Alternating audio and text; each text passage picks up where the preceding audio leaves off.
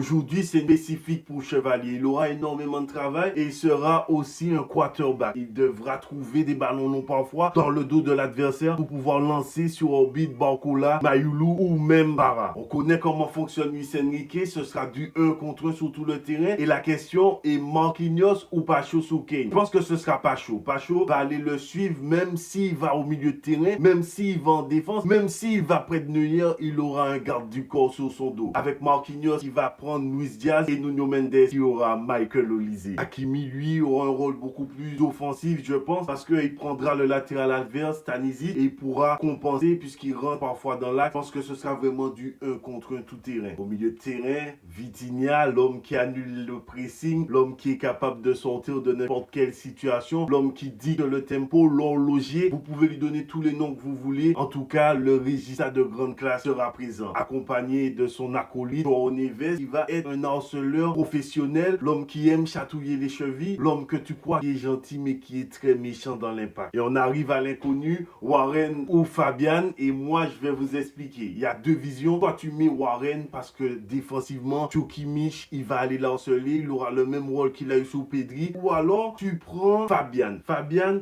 dans ce rôle où lui aussi il sera au marquage en 1 contre 1, lui aussi il sait faire, mais vous avez vu l'attitude de Cole Palmer sous le but, il prend de l'espace, il se met dans un espace où il sera facile à toucher, facile à trouver. Et ça, Fabian est l'un des meilleurs là-dedans. Maintenant, on peut aussi imaginer un Warren qui prend le ballon, qui vient casser des lignes balle au pied, même si ce sera très compliqué avec une défense aussi acculé. Bradley Barcola, l'homme qu'on dit qui n'est pas au top de sa forme parce qu'il n'a pas mis le but contre Nice, qui a besoin d'une femme parce qu'il est beaucoup trop tendre, etc.